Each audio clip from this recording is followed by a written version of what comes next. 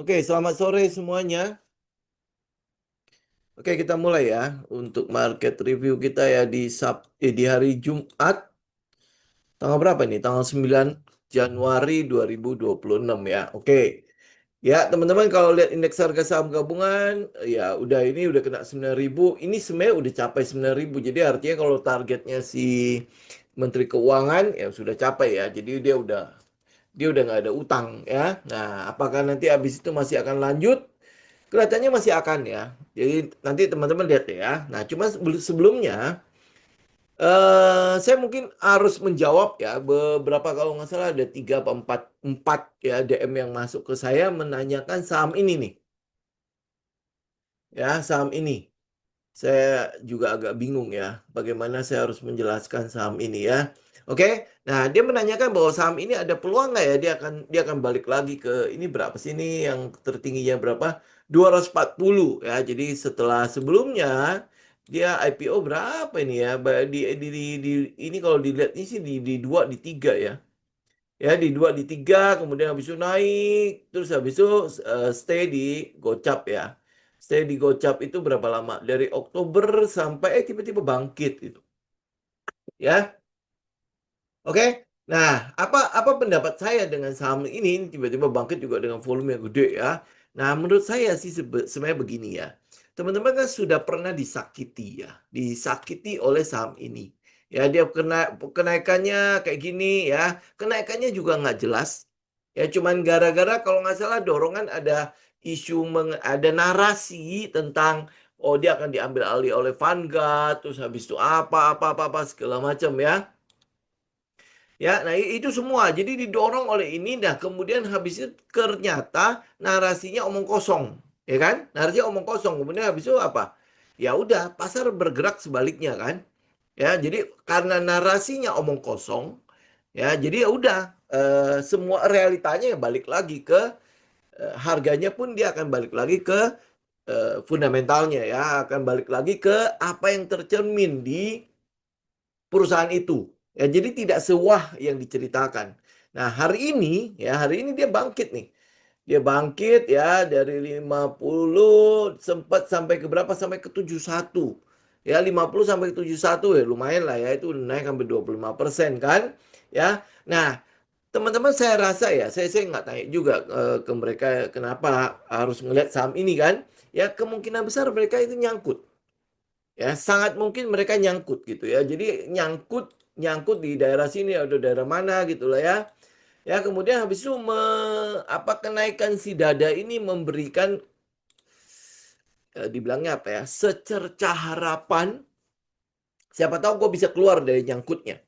Gitu kan? Nah, yang jadi masalahnya lagi adalah itu ada satu postingan, saya nggak tahu lah ya itu influencer dari mana gitu ya. Dia mengatakan bahwa dada itu nanti mungkin akan balik kembali ke 300 atau berapa gitu. Ya di tahun ini ya kita lihat secepat apa katanya begitu ya.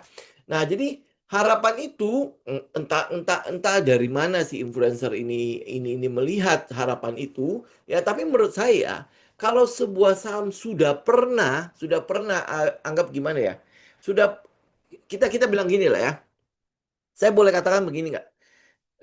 Jadi ada orang yang sudah pernah menyakiti kita. Tadinya wah iya kita bangga banget punya punya saham ini gitu kan dari 3 perak dia dinaikin menjadi 300 perak berarti kan 1000% ya. Ini bukan 1000% ya, sih kurang 1000% kan, bangga banget kan.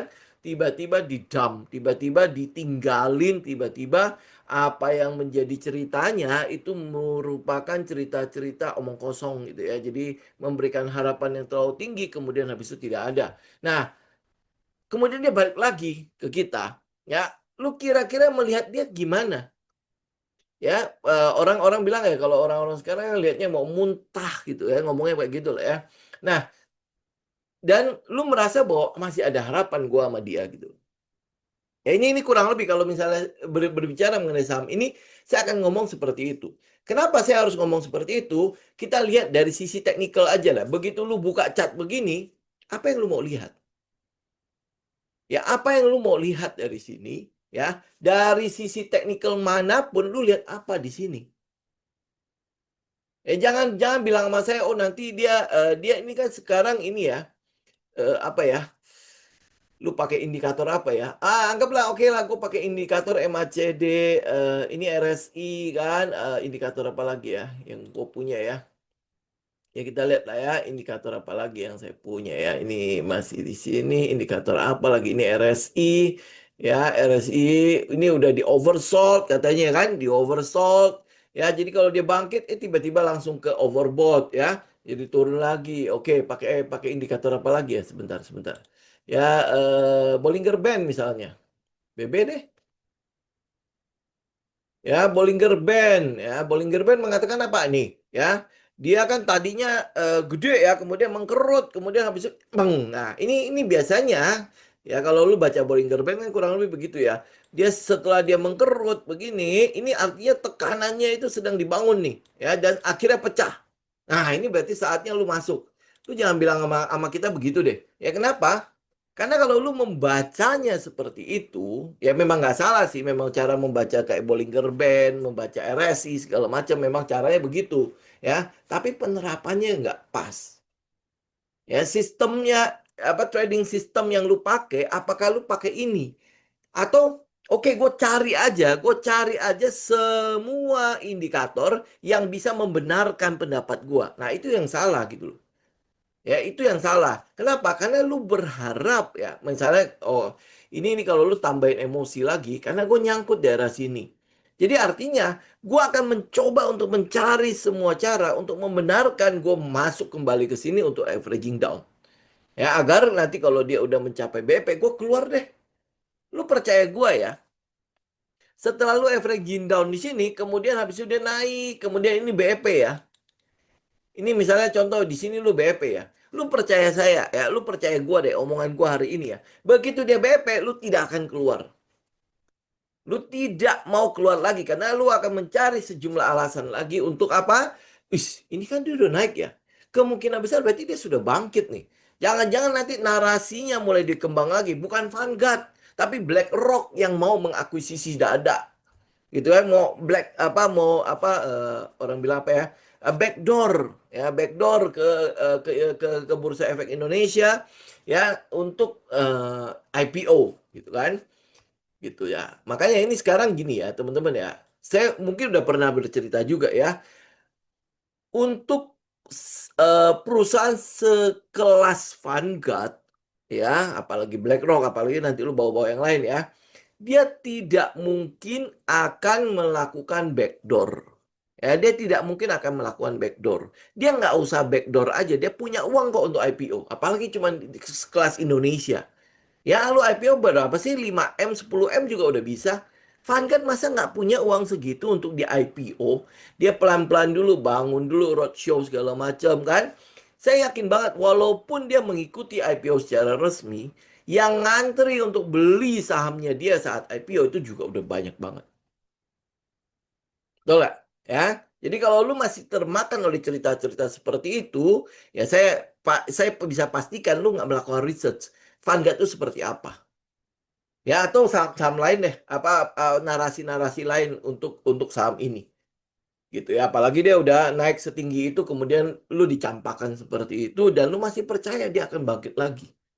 Ini sama kayak eh oke kita ngomong lagi misalnya kayak money game lah. Ya kayak money game ya yang sudah bagus ya dia memberikan lu keuntungan segala macam kemudian habis itu dia pergi. Ya dia pergi kemudian habis itu dia mau bangkit lagi dengan mengatakan bahwa oh ya ini uang-uang sebelumnya itu mungkin lah akan bisa tambahkan dengan member-member baru yang akan datang dan lu percaya itu. Ya lu percaya itu lu kemudian masuk lagi ya namanya orang sudah memberikan kesan yang buruk. Ya, kesan yang buruk itu tidak mungkin bisa bisa tiba-tiba itu bersih dalam sekejap. Nggak mungkin. Gitu. Ah, ini demikian juga dengan saham ini. Jadi kalau apa ya, kalau kalau saya secara pribadi, kita lihat aja nih, ini logis aja ya. Kita lihat logis ya. Ya, saham ini akan mati di mana? Di 50. Oke, dia sahamnya akan mati di 50. Nah, dia pernah naik sampai ke 71. Oke, 71. Kemudian habis itu ngapain? Sekarang udah di 58. Tinggal 8 poin lagi, dia mati lagi. Dan lu nggak bisa keluar lagi. Ya lu nggak bisa keluar lagi. Justru kalau menurut saya ini adalah kesempatan lu yang nyangkut-nyangkut itu untuk ngambil sedikit enggak uang ada balik lagi. Ya, kalau sampai dia masuk FCA, itu lu akan turun sampai ke 1. Uang lu lebih nggak ada artinya lagi. Gitu ya. Oke, ini kalau untuk saat ini ya. Jadi secara risk management, gue lebih baik gue ngambil uang gue. Berapapun itu gue ambil dulu. Gitu, secara risk management ya. Either itu nanti akhirnya nanti dia balik lagi ke 30, 350 dan lain sebagainya gitu ya. Itu mungkin ya udahlah, lu anggap itu lu udah sialnya lu lah. Tapi keputusan ini lu harus ambil. Kalau dia balik lagi, kalau dia nggak balik lagi, ada nggak sesuatu yang membuat si saham ini itu akan balik? Ini saham properti loh. Ya, berarti kan dia harusnya punya aset-aset properti, harusnya ya. Ya, kita lihat ya, aset properti perusahaan dada itu di mana?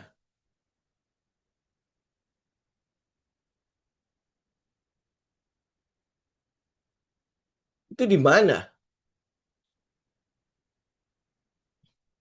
Ya, dia ada 20 proyek residensial, 2 kompleks ruko, 1 gedung tinggi, 2 gedung tingkat rendah, 2 gedung tingkat rendah mendatang. Oke, nah ini contoh proyeknya. Ini contoh, gua nggak tahu ini ada apa enggak ya. Lokasinya ada di Depok dan di Jakarta.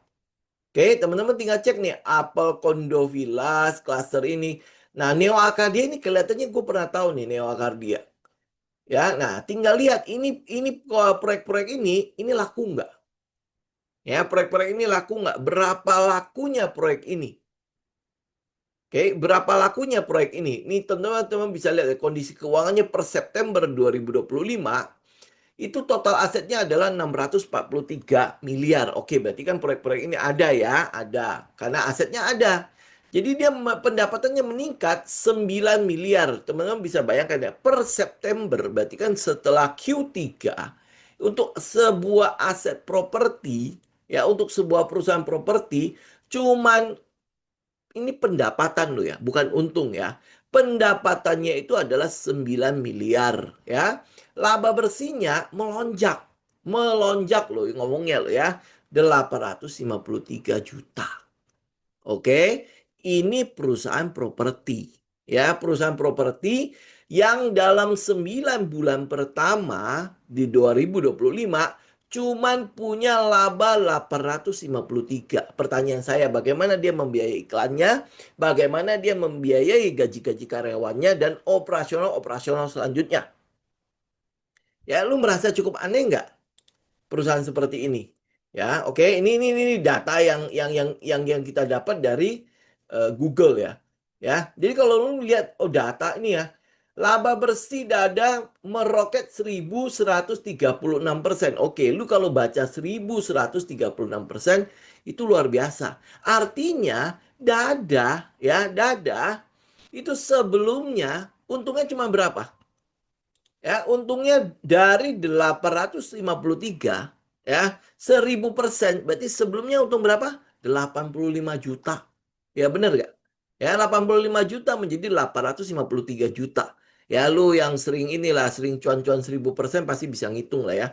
85 juta kemudian jadi 853 juta. Oh hebat nggak? Hebat kalau lu baca cuma 1000%-nya. Tapi kalau lu lihat faktanya perusahaan properti cuman untung 85 juta.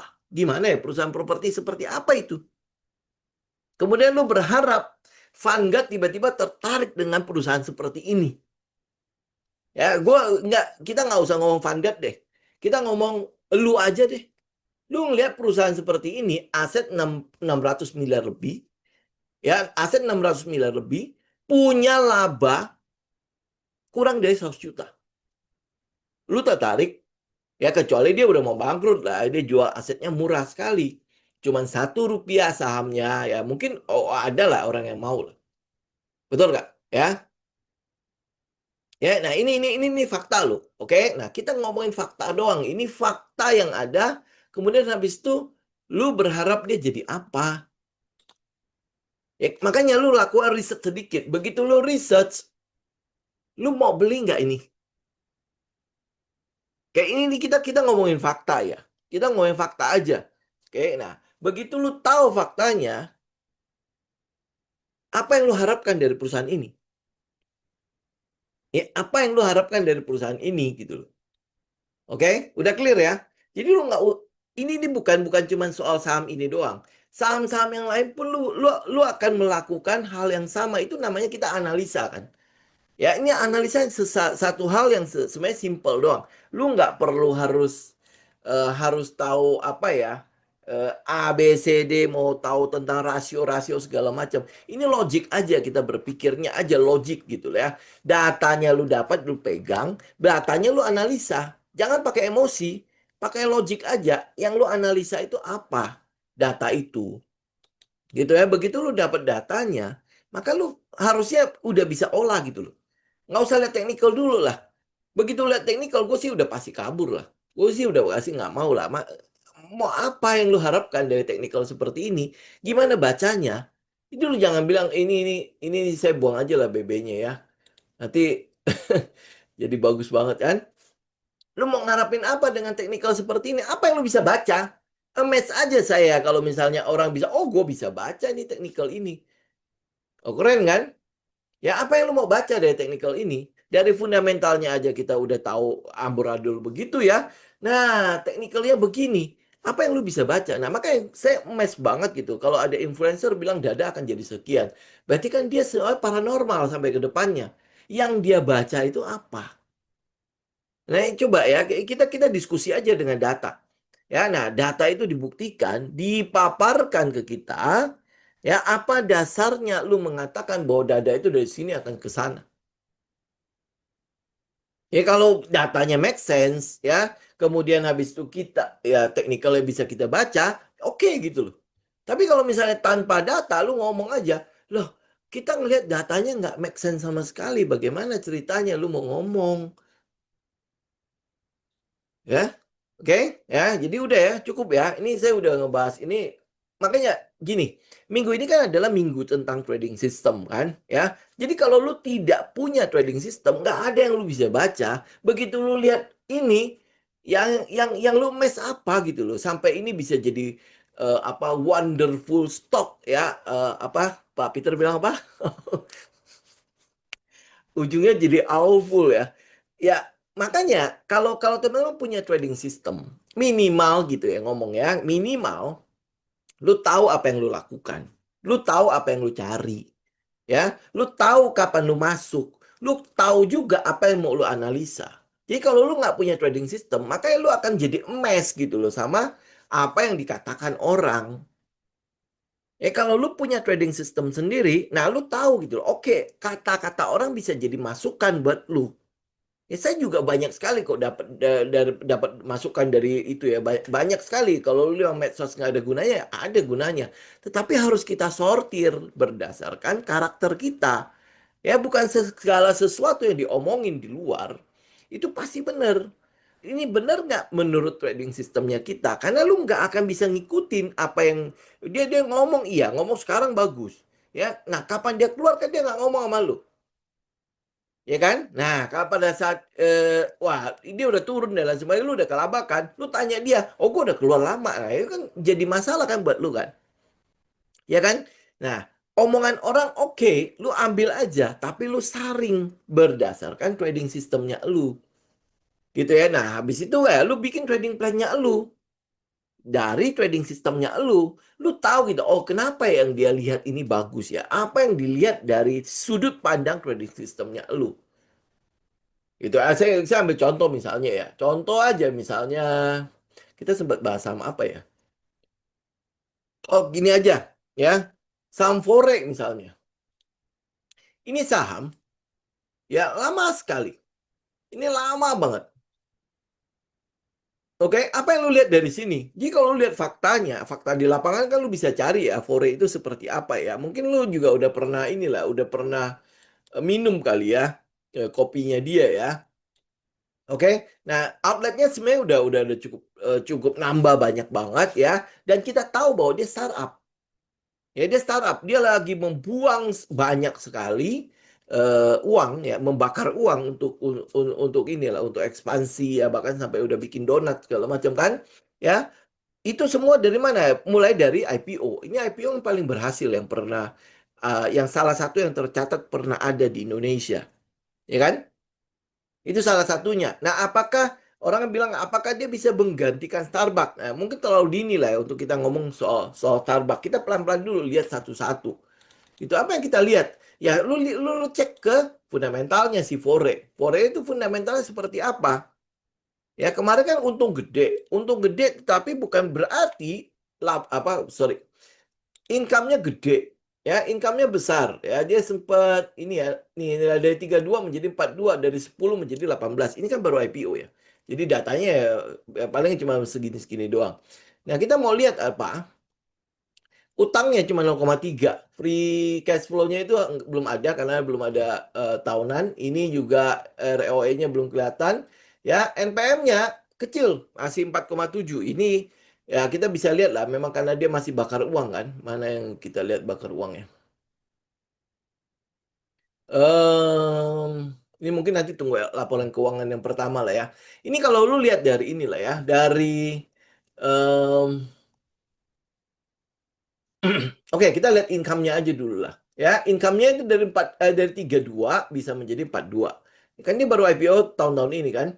Dari 10 itu bisa menjadi 18. Nah, kita tinggal lihat Q4-nya. Jadi kita harapin apa? Lompatan demi lompatan itu terus terjadi. Ya. Nah, ini memang kalau dilihat ini saham yang lelet ya. Untuk sekarang itu udah pasti lelet. Karena dia lagi building up ya, building up ya. Nah, yang kita lihat sekarang balik lagi ke trading system kita ya. Saya pakai ini aja, lebih gitu. Nah, secara teknikal apa yang kita lihat dari sini? Oke, ya dia sudah naik, jebret ya. Ini karena dianggap sebagai IPO yang berhasil dan lain sebagainya kan. Ya, nah kemudian habis itu ya pasar mulai realistis. Ya, pasar mulai realistis. Ya, udah mungkin udah ketinggian karena kita butuh data kan. Datanya kan sekarang belum ada sama sekali. Benar nggak dia akan jadi begini dan begitu dan begini kan? Nah, udah dia turun kan? Ya, dia turun. Nah, dia turun secara teknikal. Saya punya setup seperti itu. Ya, saya punya setup seperti itu. Jadi dia udah mulai balik kembali ke situ. Dan kebetulan kalau kita lihat groundbreaking groundbreaking lagi ya, kita cek di lapangan, oh iya dia udah mulai ada perkembangan kan, ya. Dan yang kita lihat memang hampir boleh dibilang outletnya si Fore memang nggak gede, ya. Memang dia tidak bikin terlalu besar, ya, sehingga jadi kelihatannya penuh. Ya beda kan kalau misalnya kayak Starbucks kan ada yang kosong dan sebagainya, terus penuh kan, tapi dia gede Starbucks, ya. Jadi kita nggak usah membayangkan dia seperti Starbucks dulu lah ya. Dia bisa survive ya, atau mungkin lu bisa lihat yang sekelasnya dia lah, misalnya kayak Kopi Kenangan, Tomoro segala macam. Nah, lu lihat, lu bandingin sama yang begitu-gituan lah ya. Fore, walaupun Fore mungkin di atasnya Kopi Kenangan, atau apa satu lagi yang Tomoro ya, dia mungkin di atasnya ya. Maksudnya secara kelas dia mungkin di atasnya. Tapi kalau lu satukan dengan dia Starbucks, mungkin dia masih belum sampai ke situ. Tapi tujuannya si Fore itu memang akan sampai ke situ kan. Ya, ini yang kita lihat sekarang, oke? Nah, apa yang kita lihat secara teknikal, yang kita lihat itu adalah dia sudah naik, oke? Ya, ini kita nggak kejar, ya karena ini masih baru kan. Kalau lihat data fundamental semua juga nggak kelihatan gitu kan. Nah, yang kita mau tunggu apa? Ya dia akan mulai realistis. Ini kita mau lihat harganya itu mulai kembali seperti fundamentalnya. Karena dia belum ngapa-ngapain, data semua belum ada gitu. Lu expect udah terlalu tinggi sekali kan, ya. Nah, pada saat dia balik ke dalam fundamentalnya, balik ke harga yang kita mau lah ya. Harga yang kita mau dan dia mulai ngebest. Nah, ini yang kita seneng gitu. Kalau misalnya dia udah mulai ngebest, berarti kan harusnya ada something di situ. Ada sesuatu di situ. Nah, kita tinggal ikuti perkembangan keuangannya. Perkembangan dari laporan-laporan keuangannya dia. Kira-kira seperti apa sih? Ya kalau bagus berarti kan akan ada pengambilan barang di situ. Ada pembelian barang di situ. Karena gini, prinsipnya kita, karena kita pakai prinsipnya Wyckoff kan, ya. Kalau pengumpulan barang itu selalu terjadi apa? Terjadi pada saat pasar itu tidak memperhatikan, pasar retail terutama ya, tidak memperhatikan saham-saham seperti ini. Ya, ini dianggap tidak menarik. Ini dianggap sebagai ya lu wasting time gitu dari sini. Ya sama kayak inilah kayak apa kayak retail kalau mau trading. Dia nggak mau melalui prosesnya. Ya dia nggak mau. Ini sekalian lah ya, saya sekalian sisipin teguran-tegurannya ya. Dia nggak mau lihat prosesnya. Yang retail mau itu apa? Hari ini gue masuk, besok dia 1000%, 3000%, 4000%. Itu yang gue mau. Itu tapi prosesnya dia nggak mau lihat gitu.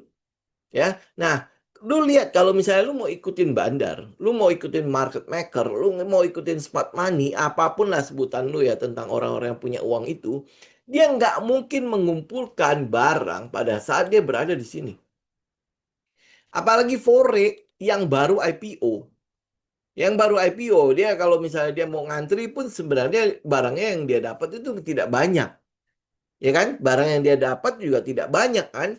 Nah, karena itulah makanya si market maker butuh pasar reguler yang tenang. Ya, selalu yang tenang. Karena memang ada 4 tahapan kan di dalam pengumpulan apa dalam pergerakan harga kan?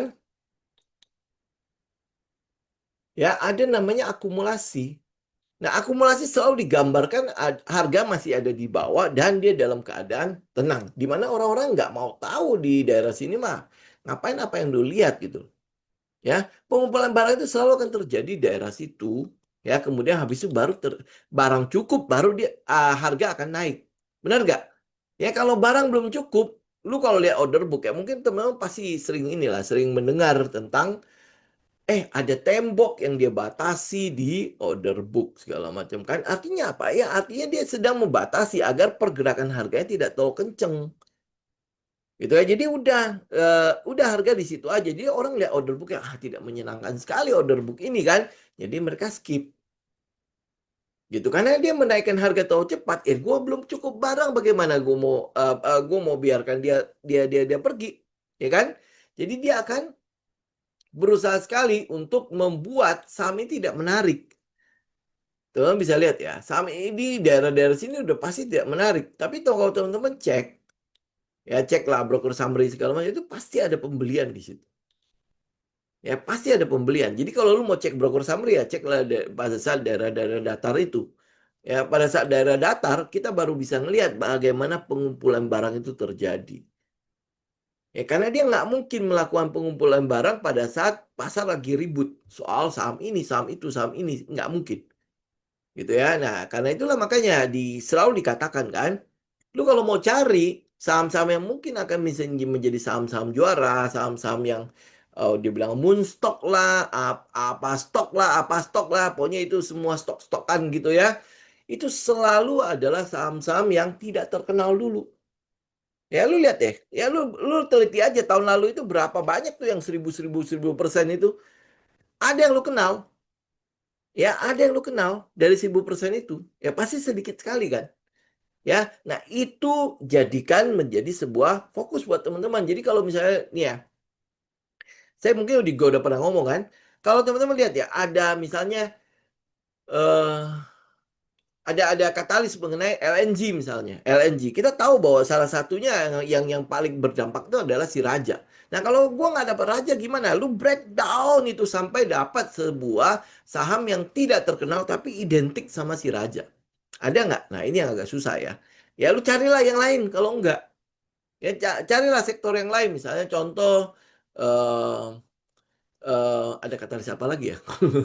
Gue lupa. Oh, contoh misalnya kayak asuransi misalnya. Itu kan wacana sudah jadi kebijakan kan. Nah, teman-teman bisa lihat gitu loh. Oh, dari asuransi pasti ada something dong yang akan berubah di situ kan. Dan jangan cari yang terkenal, cari yang tidak terkenal. Cari yang tidak terkenal. Memang asuransi banyak sekali yang tidak terkenal malah.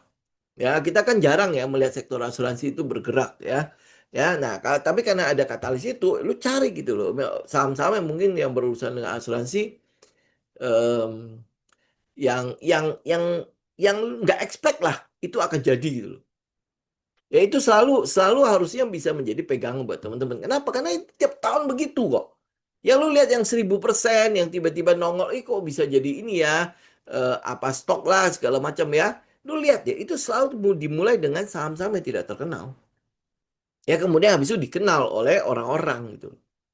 Ya coba lihat gitu. Ya, nah kalau lu udah lihat kayak gitu, mulailah Ya, mulailah breakdown. Jadi kita nggak cari yang kelas-kelas satu. Kecuali ya, teman-teman garis bawahi ya. Kecuali marketnya memang lagi crash. Marketnya memang lagi ancur-ancuran. Nah, kalau ancur-ancuran, yang paling cepat bangkit itu adalah saham-saham yang terkenal itu. Karena fundamentalnya tidak berubah kan. Ya, kalau fundamental tidak berubah ya orang akan cenderung cepat-cepat ngisi yang bagus-bagus itu. Ya, jadi akhirnya apa ya naiknya juga pasti akan jauh lebih cepat ya. Tapi kalau dalam keadaan normal-normal ini, dalam keadaan biasa-biasa gini, lu cari gitu loh saham-saham yang berdampak langsung, tetapi dia memiliki karakteristik itu sama seperti saham yang terkenal. Gitu lo ambil contoh ya. Ini kan bentar lagi akan ada namanya commodity cycle. Ya, commodity cycle itu cepat atau lambat itu pasti akan masuk. Ya itu yang kita lihat ya. Cepat atau lambat kita pasti akan masuk ke situ. Ya. Nah, kalau lihat ya, misalnya contoh ya, tembaga kan lagi udah boom-boom-boomnya kan. Ya, udah boom-boom-boomnya. Apa yang lu lihat dari saham-saham tembaga? Apa yang lu lihat dari saham-saham tembaga? Ini kebetulan saham tembaga itu jarang sekali ya. Ya, kita paling cuma punya satu Ama Mineral, satu lagi ada saham tembaga apa gitu ya. Aluminium juga sama. Ya, aluminium juga jarang sekali ada kan. Ya, cuma ada satu ya. Memang udah kita pegang aja lah udah. Apa ya yang oh ini contoh misalnya contoh. Dulu nikel ya. Dulu kita bicara mengenai nikel. Nikel itu dulu kita ambil apa? Ambil Harum dulu kan ya nikel ya. Harum karena dia udah mulai switching ya dari batu bara ke nikel kan. Nah, kemudian kita dapat satu saham yang pokoknya aneh lah ya. Orang-orang mungkin tidak akan menduga dia akan menjadi something, tetapi dia punya aksi korporasi yang akan menjadikan dia sesuatu. Yaitu apa? DKFT kan. Ya kan? Nah, kayak gitulah, kurang lebih kayak gitu. Jadi yang teman-teman bisa lihat itu seperti itu gitu. Nah, ambil contoh sekarang. Kenapa kita ambil Fore ya? Fore ini sebenarnya cukup terkenal sahamnya. Ya, cukup terkenal. Cuma karena pergerakan teknikalnya begini, orang nggak mau. Ya, orang nggak mau. Kenapa? Cenderung lambat gitu loh. Cenderung, wah itu susah untuk bergerak gitu. Nah, mungkin gini ya. Ada juga saham yang mungkin dulu sempat itu ya. Misalnya kayak BBKP ya. BBKP kita tahu ceritanya kita tuh udah tahu. Ya, ceritanya semua kita udah tahu dan bagaimana bagaimana gedenya yang mengambil alih si BBKP dan lain sebagainya. Tetapi yang jadi masalah pada BBKP adalah pergerakannya. Ya, pergerakannya leletnya setengah mati ya, minta ampun setengah mati. Ya kan? Tapi itu kemarin-kemarin. Nah, hari ini BPKP sekarang itu juga sudah beda. Ini namanya sekarang adalah KB Kokmin kan. Ya. Nah, ini sudah berbeda karena apa? Masa lalunya sudah selesai. Nah, sekarang tinggal bagaimana dia menata ya apa kita bilang apa ya? Beban-beban masa lalunya masih ada. Beban-beban masa lalunya itu masih ada. Nah, bagaimana dia menata ini agar kedepannya itu udah lebih baik. Jadi yang kita lihat dari BBKP apa? NPL-nya yang masih tinggi karena itu beban masa lalunya. Tapi ini kan terus dikeluarkan kan. Begitu NPL-nya bagus, sebenarnya BBKP udah selesai. Ya, berarti sekarang ini adalah klimaks dari BPKP antara dia mau naik atau dia sekalian hancur gitu. Ini kan batasnya dia BPKP. Gitu kan? Nah, ya ini balik lagi. Yang jadi masalah kita adalah kita seringkali sudah meninggalkan saham-saham seperti ini ya karena apa? Karena ya naiknya paling nanti akhirnya turun lagi, naiknya turun lagi kan. Jadi lu merasa bahwa pergerakan yang di dulu lu tanpa ini ya, tanpa mengupdate dia punya manajemen, tanpa mengupdate dia punya eh, apa? Dia punya macam-macam ya. Ya, nah itu teman mungkin akan lihat dia berbeda gitu loh. Tapi kalau lu update manajemennya dan lain sebagainya, lu akan melihat oh iya, dia seharusnya memang sudah mulai gitu ya. Seharusnya memang sudah mulai dari yang tadinya rugi udah mulai untung. Walaupun NPL-nya itu masih gede banget. Ya, MPL ini bisa dikurangin nggak? Sebenarnya sangat mudah loh untuk sebuah sebuah perusahaan seperti Kokmin untuk menjadikan si NPL-nya yang 11% itu menjadi kecil kali atau menjadi masuk ke dalam kriteria bank sehat ya di bawah 5%, di bawah apa bahkan sampai ke 3-4% pun harusnya dia bisa lakukan. Ya, dengan cara apa? Ya, dengan cara dia masukin uang. Ya, masukin uang, either itu dengan utang utang kayak kayak kemarin kan dia udah lakukan kan, masukin dengan utang dan lain sebagainya, itu otomatis NPL-nya akan turun.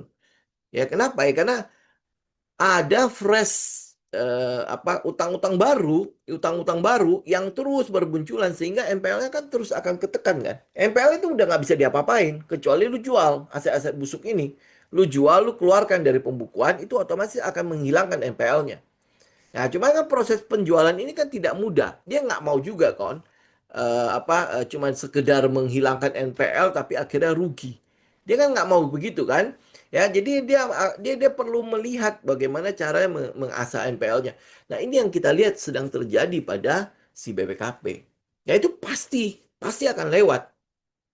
Pasti akan lewat. Dan kenapa kita bisa yakin dengan dia akan lewat adalah karena si Kokminnya, lu lihat gurita Kokmin itu udah di mana-mana. Di bidang keuangan dia udah sekeliling kita loh.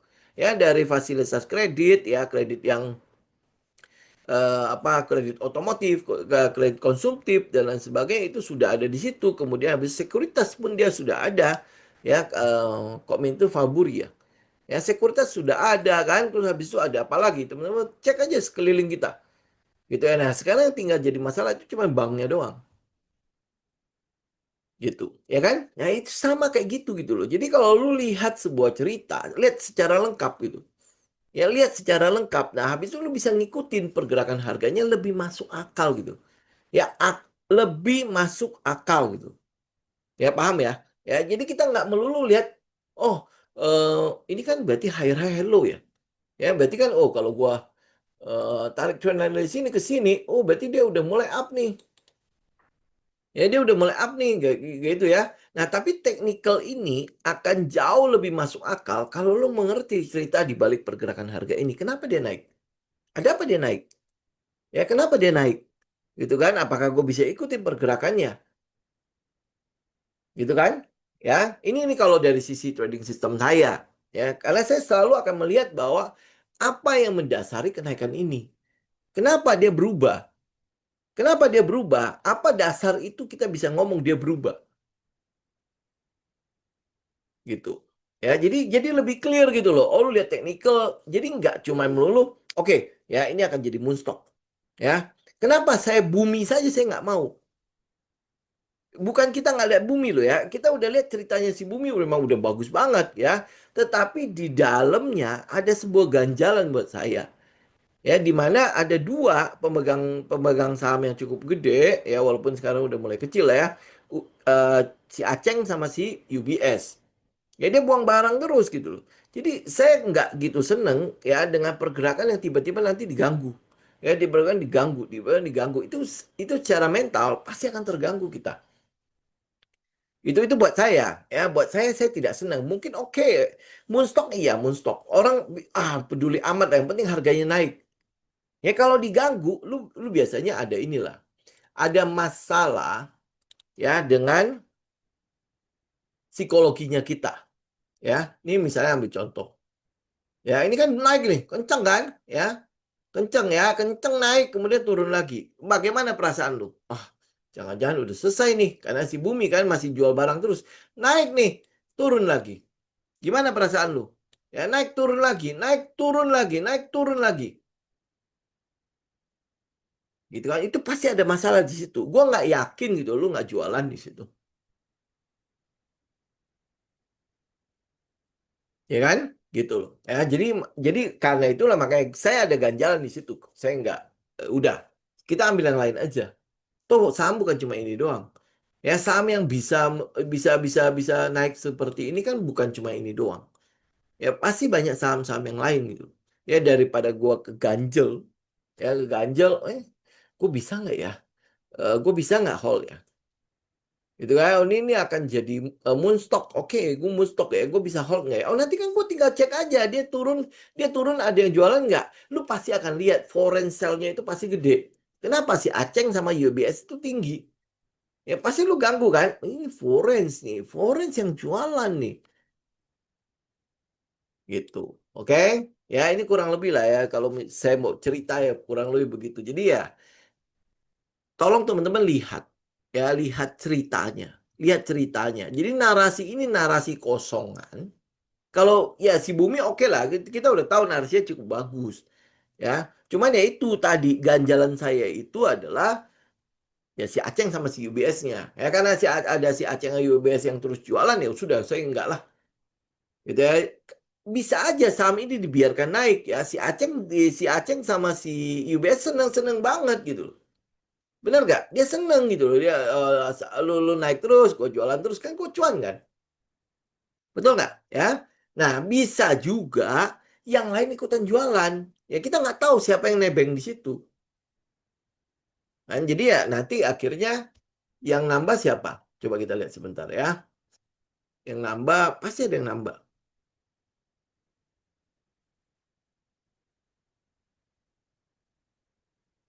Nih, teman-teman lihat nggak?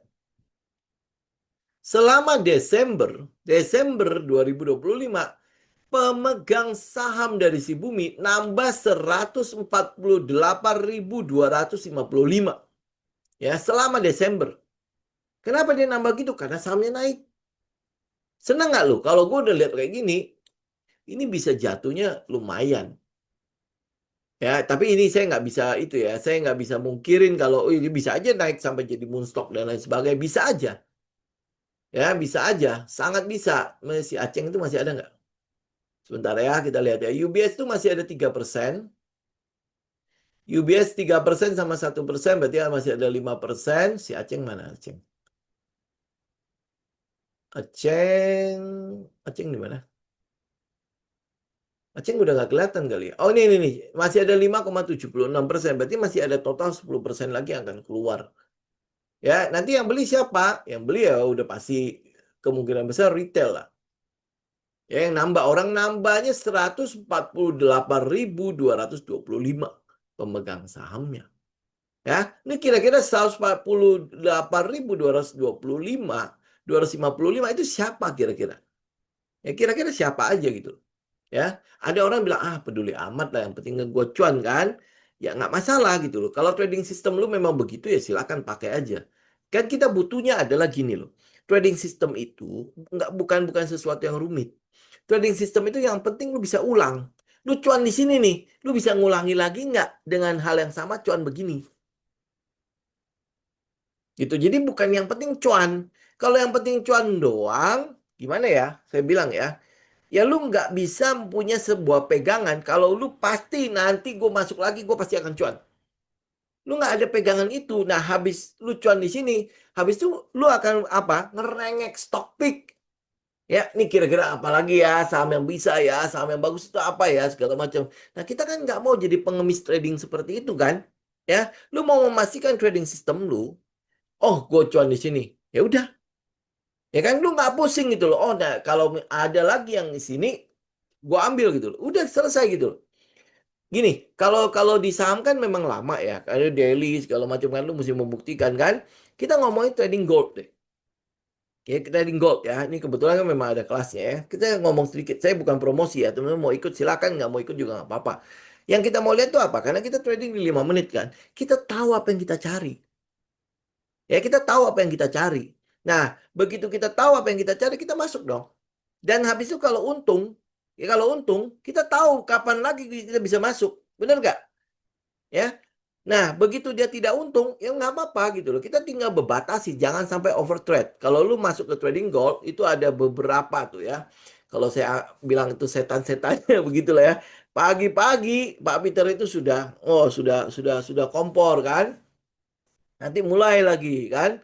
Yang lain tuh semalam tuh sampai jam berapa tuh ya? Sampai jam 10 malam lebih kan. Itu mungkin lebih ramai lah karena itu tradingnya kan setupnya itu keluar terus kan.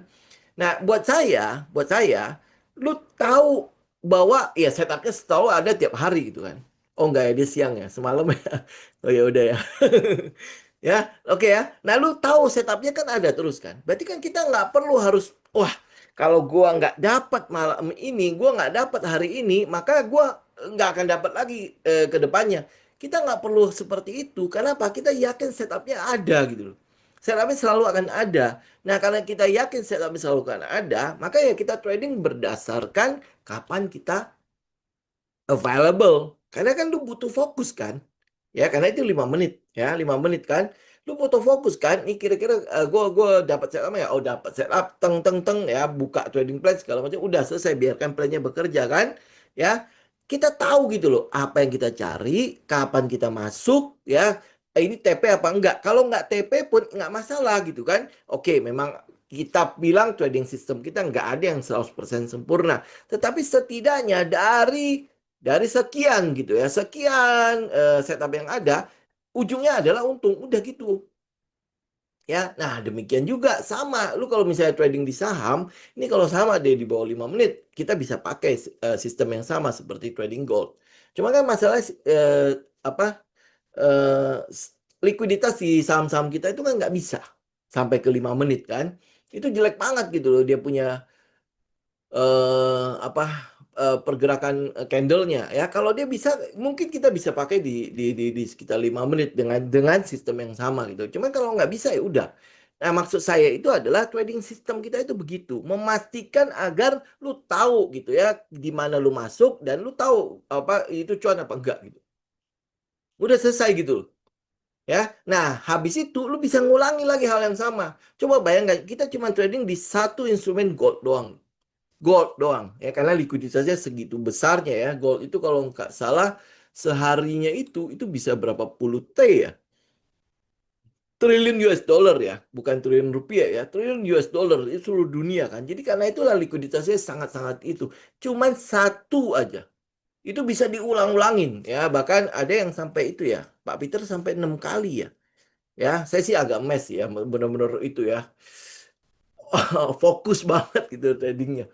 Tapi saya enggak, ya maksudnya gini, ya kita nggak perlu sampai overtrade seperti itu. Kalau memang nggak sanggup, udah. Ya, tapi memang kalau santai sekali, ya silakan gitu ya, silakan dilakukan gitu. Tapi ya, ya nggak perlu overtrade seperti itu ya. Ini 6 win 1 loss itu sehari loh. Ya kan? Artinya apa? Artinya ya kalau lu punya trading system, lu bisa mengulangi hal itu. Kita bisa mengulangi hal itu. Gitu. Kalau lu nggak punya trading system, maka habis itu lu akan nanya lagi, gue masuk atau tidak masuk, kapan gue masuk dan kapan gue TP. Ya ini udah turun nih, stop loss enggak dan lain sebagainya. Lu akan bertanya seperti itu. Itu yang saya bilang seperti pengemis trading gitu. Ya seperti pengemis trading itu kita nggak melakukan itu. Kalau lu trader, lu punya trading system, lu tahu kapan kapan lu masuk, lu tahu apa yang lu lakukan, lu tahu ya ini oke TP apa enggak. Begitu dia kena loss pun, lu tahu next ada kesempatan lagi. Jadi nggak perlu harus sampai wah loss, loss berapa kali kemudian habis itu jadi merana apa butuh psikolog dan lain sebagainya. Nggak perlu kita gitu loh. Trading system itu memastikan kita tetap waras. Ya, gitu ya teman-teman ya. Jadi ya lu nggak usah tanya lagi yang udah yang nggak jelas-jelas itu nggak usah ditanya lah. Ya begitu lu lihat chat itu udah aneh-aneh, contoh ya misalnya sama apa ya? Ini contoh ini sama ini juga bangkit kan. Nih. Nah, ini saham ini dia naik kan, naik kenceng kan. Ini nggak usah ikut tuh. Kenapa nggak usah ikut? Ceritanya nggak ada. Ya kalau ya lu teliti aja deh di historinya dia. Memang iya dia tadinya saham bagus, tadinya perusahaannya bagus. Ya saya akui ini perusahaannya bagus. Dulunya itu bagus. Kayak saya ikutin kok ceritanya segala macam. Terus habis itu ya pokoknya nggak tahu lah ya bagaimana ceritanya manajemennya tiba-tiba bubar. Ya mungkin karena utangnya dan lain sebagainya, kegedean, salah manage dan sebagainya. Udah. Ya dia bubar dan sekarang naik lagi. Ya. Nah tapi kalau lihat teknikal seperti ini, saya cenderung untuk tidak. Ya kalau lu untuk scalping, lebih baik tidak memanfaatkan emosi lu. Gitu ya. Tapi kalau untuk trading saya nggak mau. Ya, ambil contoh yang lain misalnya nih. Kalau nggak salah truk atau tamu ya. Ya, ini ya. Ini tamu. Ini dulu kan ya, sempat ini ya, sempat heboh dulu ya. Atau truk nih, ya. Truk. Lu kalau lihat ceritanya, apa sih yang mendasari dia naik? Ini pasti ada sebuah narasi yang nggak tahu ya apakah didukung oleh fundamental atau enggak ya. Nah, itu teman-teman dia tinggal cek aja. Ya tapi kalau dia naik begini, ya oke lah. Kalau lu mau cuma scalping doang, jangan melibatkan emosi, silakan gitu ya. Tapi kalau misalnya lu mau following the trend, ini kan trendnya udah naik banget ya. Udah dari berapa? 81 sekarang udah di 561. Ini kan yang penting cuan, ya. Nah, kalau yang penting cuan begini, nggak apa-apa selama lu punya sistem untuk ngikutin pergerakan-pergerakan yang kayak gini. Yang lu bisa mastiin bahwa oh nanti next ya gue bisa lu dapat dapat saham-saham yang seperti ini. Walaupun fundamentalnya jelek, yang penting sekarang teknikalnya gue bisa loh. Nah, itu beda masalah. Ya, itu beda masalah. Ya, tapi kalau misalnya trading system lu tidak bisa mendeteksi yang begini, nggak usah tergiur dengan yang beginian. Ya, paham ya? Ya, itu kurang lebih. Oke? Ya, kurang lebih lah ya. Gue udah cukup itu ya, cukup berbusa-busa ya. Ini gara-gara tidak ada nih. Oke, ya walaupun nanti akhirnya dada pun naik ya udah itu udah mungkin memang udah takdir Tuhan dia menjadi sesuatu ya. Tapi untuk saat ini itu trading system saya. Bagaimana saya menerjemahkan si dada ya kurang lebih begitu. Ya, oke. Nah, bagaimana dengan BKSL? Ya, katanya ya saham-saham properti yang lain tuh pada naik. Saham properti yang lain pada naik ya. Coba kita lihat sebentar. Apa yang naik? SMRA, ya. SMRA berapa? Naik 5, sekian persen CTRA. CTRA berapa? CTRA naik berapa? 3,53%. Oke, nah sekarang kita lihat BKSL. Apa yang kita lihat dari BKSL? Oke, kita ceritanya. Nah, APLN ARA. Oh, udahlah. Deal juga itu ya naik ya. Apa sih sponsor? Oke ya. Nah, saham-saham yang bagus itu pada naik kan? Oke, bagaimana dengan BKSL? Oke, kita udah tahu ya ceritanya BKSL kan? Ceritanya BKSL sudah tahu dong. Di situ ada genting, di situ ada apa lagi ya?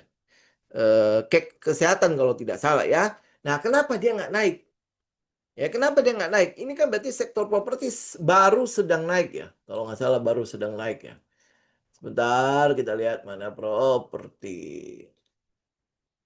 Nih, ya, ini kalau lu lihat ya, properti itu naik, ini ada salah satu properti yang lagi hype doang ya. Oke, nah kita lihat ya, oh ini properti sudah breakout, benar nggak? Ya kalau secara sektoral kita udah bilang dia breakout tuh, ini udah breakout. Kalau misalnya nanti Senin dia lanjut, oh berarti udah properti udah confirm dia dia naik ya. Apalagi kalau dia turun, kemudian habis itu dia retest. Ini sektoralnya ya. Oke, nah sekarang kita balik lagi ke BKSL. Apa yang gue lihat dari BKSL? BKSL gini. Kita lihat ya, ceritanya sebenarnya udah teman-teman udah pasti dengar lah ya. Karena itulah makanya terjadi kenaikan di sini. Yaitu salah satunya adalah Genting ya. Genting sudah membeli itu sekitar berapa 1,2 T atau berapa T gitu lah ya untuk properti di daerah BKSL. Nah, apa yang lu lihat dari BKSL? Kalau lu lihat dari BKSL sendiri secara manajemen itu enggak saya harus katakan secara manajemen dia nggak terlalu gimana-gimana lah ya. Oke. Nah, tetapi kita mau lihat lingkungannya dia. Lingkungan BKSL sendiri. Lingkungannya berarti Sentul kan? Ya. Apa yang kita lihat dari Sentul? Yang kita lihat dari Sentul itu adalah ini sekarang jadi tempat apa ya? Tempat untuk wisata yang agak-agak inilah ya. Yang apa ya namanya kita bilang ya, lu daripada ke puncak di daerah Sentul itu banyak sekali ya di daerah apa ya itu namanya Babakan Madang ya, Babakan Madang dan lain sebagainya itu ada. Oke, ada wisatanya dan lain sebagainya. Itu satu ya. Kemudian habis itu yang kedua, ini memang sudah terjadi kan ya. Yang kedua itu adalah adanya wacana. Ini wacana ini kemungkinan besar jadi apa enggak kita nggak tahu karena belum ada konfirmasi kan. Ya, tetapi memang dari plannya itu ada perpanjangan RLT dari Cibubur menuju ke Sentul. Ya, ada plannya, ada plan seperti itu. Jadi artinya Sentul ini harusnya menjadi something. Ya, harusnya menjadi something. Kapan? Ya kita belum tahu. Oke. Nah, yang ketiga adalah soal si Sentul ini sendiri sebenarnya dapat tanahnya itu land banknya itu kan gede, ya gede dan itu murah. Bukan murah lagi sih sebenarnya. Kalau lu telusuri ini ya ke belakang, lu kan tahu Sentul itu punya siapa, ya kan? Dia dapat tanahnya bagaimana? Itu luar biasa. Itu hampir boleh dibilang tanah nggak bayar kali ya. Ya, nah jadi land banknya itu murah sekali. Jadi dia berapapun dia jual itu harusnya bisa meningkatkan pendapatannya si Sentul. Ya kita bilangnya begitulah ya. Termasuk di dalamnya adalah dia akhirnya berhasil. Ini sudah terjual kok. Yang pentingnya cuman dia bangun apa enggak itu urusan nanti lah ya. Tapi itu sudah terjual. Jadi artinya si Sentul itu sudah punya cash itu sekitar 1 triliun lebih. Ya, di situ sudah ada Ion Mall sudah ada, IKEA sudah ada, apalagi sudah ada di daerah situ ya. Ya, nah itu daerah-daerah harusnya udah mulai hidup. Ya, dan harusnya sudah hidup lah. Sabtu Minggu lu bisa lihat lah daerah. Kalau lu ke Sentul ya, daerah Babakan Madang itu udah pasti hampir boleh bang, udah seperti neraka kayak puncak ya. Ya, cuman dia udah mulai banyak sekali tempat-tempat wisata. Memang bukan di Sentulnya, memang bukan punya Sentul, tapi dia mau nggak mau lewatin situ. Ya, oke. Nah, ini yang kita lihat, oke. Nah, yang perlu kita kita kita apa namanya? Kita update itu adalah apa? Kapan Genting itu dibangun? Ya, kapan Genting itu dibangun? Kemudian habis itu ada terobosan-terobosan apa lagi dari si BKSL-nya sendiri. Yang terakhir itu yang terobosannya itu yang sanctuary itu kan adalah yang itu loh dekat dekat pasar budayanya dia itu kan kalau nggak salah dibangun daerah situ ya. Ya, nah itu kira-kira berapa? Ya, kira-kira lakunya berapa? Itu yang kita mau lihat terobosan-terobosannya dia. Ya, nah itu ya kemudian secara teknikal ini masuk ke dalam apa yang kita bilang ini pullbacknya. Dan itu pullback menurut saya sudah cukup sehat dan itu lumayan deep. Ya, lumayan deep itu sampai hampir 71,8. Udah lumayan deep ya. Nah, buat saya secara teknikal pun dia udah oke. Ya, dia udah oke. Nah, udah tinggal saya ambil. Nah, soal nanti dia bagaimana naiknya, ya udah, itu udah tinggal kapan market mau naikin dia. Ya, artinya dari ceritanya, dari katalisnya, saya nggak mau cerita lah. Kalau cerita kan kadang-kadang ada yang dibuat-buat segala macam. Ini katalis. Katalis itu, kenapa bedanya cerita sama katalis apa? Katalis itu sudah ada realitanya. Ya, sudah ada realitanya. Sedangkan cerita itu baru angan-angan kan, baru kita bilang apa gosip lah, apa segala macam itu bisa aja kayak gitu. Ya, nah ini sudah ada datanya. Ya, sudah ada datanya ya. Karena itulah makanya disebut sebagai katalis kan.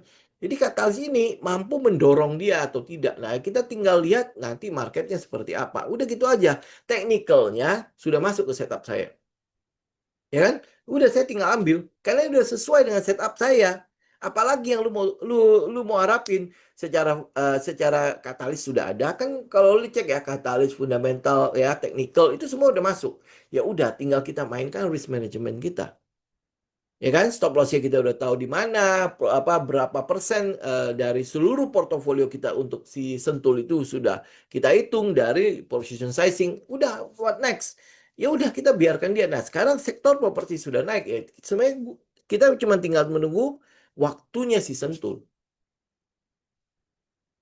Gitu aja, tinggal menunggu waktunya BKSL. Ya, teman lihat ya, ya. Jadi memang sektornya sudah, lu bilang tadi apa APLN sampai ARA kan? Nah, APLN ARA ini sebenarnya juga tanda tanya banget ya. Nih, ya APLN sampai ARA ini sebenarnya juga tanda tanya ya. Kenapa ya? Kalau lihat ceritanya APLN kan lagi eh, apa Central Park segala macam semua udah bukan punya dia ya. Yang mercusuar-mercusuarnya dia itu sudah nggak ada. Ya, kok di ARA gitu. Ya, ini kan sesuatu yang lumayan aneh. Kalau lu dengar ceritanya pasti nggak ada lah. Tapi pasti ada yang buat-buat. Pasti ada yang dibuat-buat untuk membenarkan si BKSL di ARA. Oh, kalau Kija iya. Kalau Kija sih nggak masalah ya. Eh, Kija nggak aras ya. Nggak. Ya, tapi Kija memang udah naik berapa itu ya. Tapi kalau Kija memang kita udah tahu ya ceritanya si Kija juga kan. Ya, salah satunya adalah em, cake-nya Kendal ya, kalau nggak salah ya. Kayak Kendal ya. Itu mungkin yang kita lihat. Oke, ADMR udah tinggal ikutin aja ceritanya, Bang. itu udah itu udah nggak perlu diceritain lagi. Ini tahun 2026 itu udah pasti tahunnya si ADMR. Ya, lu kalau mau ikutin ADMR, ikutin smelternya. Smelternya kan udah mulai kan. Kemudian habis itu ikutin harga dari aluminium. Udah teriak-teriak kok. Dia beberapa supplier saya juga udah mulai teriak aluminium itu kemarin dia beli masih 1.300 US ya sekarang udah 1.600 ya atau berapa. Udah pada teriak-teriak kok. Ya, jadi ya dia udah mulai beroperasi ini harusnya ada dampak sih. Ya, oke, CST udah pasti nunggu lah, Pak. Itu masih itu. Tapi kalau properti udah mulai, dia mestinya udah mulai. Ya, kita lihat PPRE, PTPP kalau nggak salah ya. Ya, PTPP lah terutama kan saya udah sempat share di situ juga kan. Ini agak ada yang aneh dengan PTPP ya. Ya, cuman ya kita nggak tahu ada apa yang aneh di situ ya. Tapi ya setidaknya ya dari teknikal kita udah mendeteksi mencium sesuatu di PTPP ya. Tapi kenapanya sampai sekarang kita belum tahu. Ya, jadi kalau dia udah mulai ya harusnya sektor properti udah mulai harusnya sektor untuk yang konstruksi pasti nanti akan ketepa. Ya, oke? Oke ya. Untuk hari ini cukup dulu ya teman-teman ya. Oh, buat teman-teman yang coaching besok, ini kalau nggak salah masih ada yang belum masuk ke grup loh ya. Teman-teman yang sudah daftar untuk coaching, ingat ya itu masuk ke grup untuk dapetin linknya ya. Nanti kalau nggak besok teman-teman itu kan hari pertama untuk kita coaching ya. Jadi besok adalah jam 9 pagi ya buat teman-teman yang sudah daftar, ingat masuk ke dalam grup, sudah di-invite kok. Linknya harusnya udah dikasih. Ya, jam 9 pagi itu on time ya, teman-teman ya. Besok on time jam 9 pagi ya kita kelar mungkin sekitar jam 12 jam 1. Alumni pasti boleh dong, Bu. Alumni pasti itu, pasti free. Nanti pasti akan di-share linknya ke alumni. Ya. Oke. Thank you semuanya. Kita ketemu minggu yang akan datang ya, teman-teman ya. Oke, semoga bermanfaat. Saya izin pamit. God bless.